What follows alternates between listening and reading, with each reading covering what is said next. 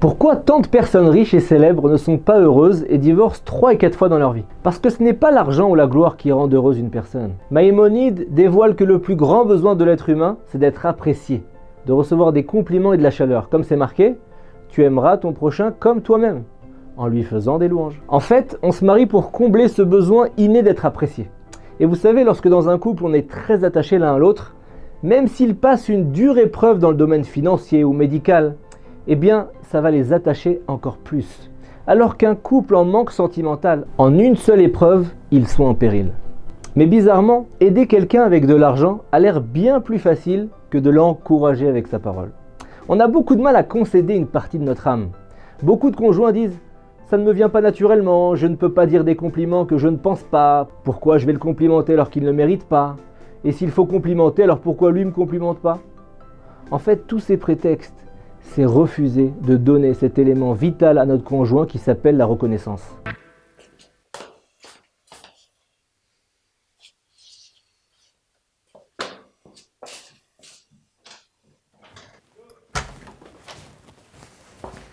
Alors, comment tu me trouves? Comment je te trouve? Je te trouve avec 3 quarts d'heure de retard. On a encore raté le buffet. Le compliment, ça crée un vrai lien d'amour positif. Lorsqu'on demande à quelqu'un pourquoi vous êtes marié et qu'il vous dit il faut bien, hein, tout le monde le fait, et puis on a des enfants en commun, on a investi dans un appartement. En fait, il vous explique pourquoi il ne divorce pas. Et ça, c'est très grave. Il n'est pas marié parce qu'il est attaché à sa femme, mais pour éviter les conséquences d'une séparation. A l'inverse, le compliment va créer un amour actif qui va lier les conjoints. Être juste 2 colocataires dans une maison, c'est juste lier 2 corps. Mais Dieu attend une union des âmes. Si votre conjoint sent que vous l'appréciez, il va encore plus se lier à vous. Et c'est les 2 conjoints qui gagnent. Celui qui reçoit le compliment et celui qui le prononce. Car il est en train de voir le bien en prononçant les compliments chez son conjoint. Le compliment, ça encourage aussi les conjoints à s'investir plus. Quand un petit bébé accomplit un tout petit geste, à peine il commence à ramper qu'on lui dit « mais tu vas très très vite !» Et dès qu'il rentre en maternelle, on lui dit « t'es devenu grand toi, hein ?» Pourquoi? Parce qu'on sait, on sent, on a une intuition que ces mots l'encouragent et lui font plaisir. Et il en a besoin, comme tout le monde. D'ailleurs, on exagère envers lui dans nos propos. On est hypocrite parce qu'on sait que c'est bon pour lui. Et bien c'est exactement la même chose que nous devons faire avec notre conjoint. À tout âge, les compliments nous aident à grandir, être plus performants et à combler les besoins de l'autre avec plaisir. Personnellement, il y a 20 ans, je me rappelle encore de certains compliments que j'ai reçus à l'école ou à la maison et qui m'ont aidé à grandir. Et à l'inverse, aucun conjoint ne voudra s'investir si chacun se lance des paroles blessantes. Le compliment, c'est aussi un très bon moyen de persuasion. Vous aimeriez que votre conjoint modifie certains de ses comportements. Si vous le critiquez, il va rester sur ses positions. Si vous lui montrez de l'estime, il se sent valorisé et il sera même de vous faire plaisir. Les compliments, c'est aussi un barrage aux critiques. Lorsque l'ambiance dans le couple n'est pas très positive, on ne voit plus que les défauts de l'autre. Et à l'inverse, quand il y a une atmosphère agréable, des compliments, les défauts de l'autre vont vous apparaître accessoires. On chasse l'obscurité en ajoutant de la lumière, des compliments. Les compliments servent aussi à préserver du refus de l'autre. Ça arrive souvent qu'un des conjoints s'entête à refuser ce que l'autre lui demande, même pour une toute petite demande anodine, toute bête. Cela vient souvent d'une carence de compliments spontanés. En fait, si son conjoint savait le complimenter plus souvent, le conjoint récalcitrant se laisserait rapidement désarmer et il n'y aurait plus cette attitude de refus permanente. Maintenant, parlons des effets négatifs d'un couple où il y a une absence de compliments.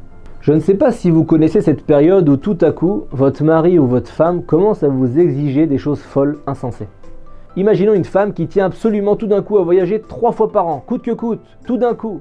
Elle veut renouveler ou alors ses meubles, sa garde-robe, tout entièrement. Bienvenue dans les effets secondaires d'un conjoint qui n'a pas été valorisé avec de l'affection. Sa seule arme, c'est vous faire sentir qu'elle est quelqu'un de fort et d'honorable. Et donc elle exagère. Alors que si elle recevait des encouragements, toutes ces folies n'auraient pas lieu. Maintenant, je voudrais vous parler de 3 types de compliments complètement ratés. Premièrement, le compliment pas adapté. Quand vous écoutez les couples parler souvent, l'un d'entre eux dit qu'il n'est jamais encouragé, alors que l'autre va dire, et être surpris, « Ben non, dans telle situation, je t'ai encouragé, celle-là aussi, je t'ai dit un mot gentil. » En fait, souvent, ce compliment n'a pas atteint la bonne cible.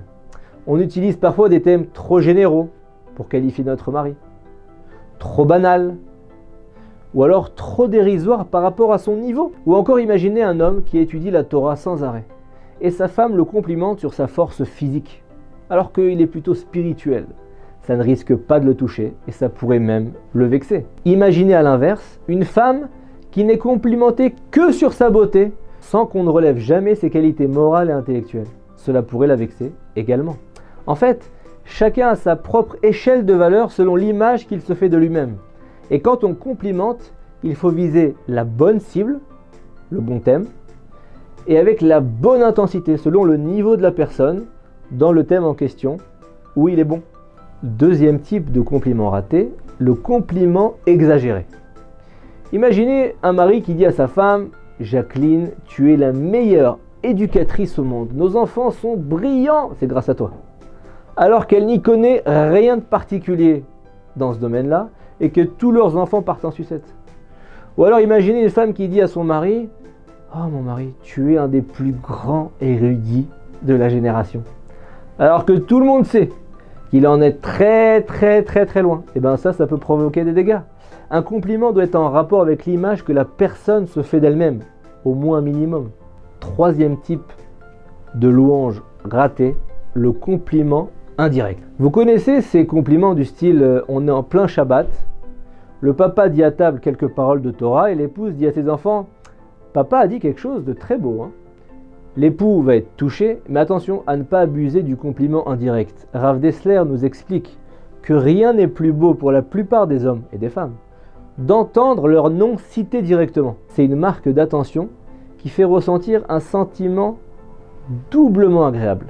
Il faudrait lui dire de temps en temps donc « Roger, tu nous fais des divrei Torah d'une profondeur extraordinaire. » Directement à lui. Maintenant, petit conseil, important à savoir. Lorsque votre conjoint vous complimente, n'oubliez pas de temps en temps de lui témoigner de la reconnaissance. Par exemple, en disant « Ton compliment m'a beaucoup aidé. Il m'a redonné le moral. Grâce à toi, j'ai retrouvé des forces. » Ça va l'encourager à la communication positive, à saisir chaque occasion de vous complimenter encore plus.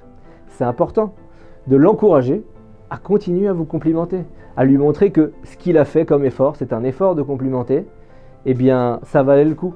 Et maintenant, pour finir cette vidéo, je voudrais vous dire une chose, c'est que complimenter régulièrement, c'est un peu dur au départ, on a l'air un peu hypocrite, mais en persévérant, ça devient naturel. Énormément de couples qui se sont appliqués à s'encourager mutuellement pendant 2 semaines, le Rav Simcha Cohen a témoigné que très vite, ils ont remarqué que l'ambiance de leur couple s'est améliorée et ils ont même découvert chez l'autre des qualités qu'ils ne connaissaient pas. Et rien ne justifie que nous privions notre conjoint d'encouragement. C'est du chesed, de la bonté. Au contraire, c'est l'être le plus proche de nous. Ça lui fera du bien à lui, à vous et également à vos enfants pour leur vie future. Alors bonne chance.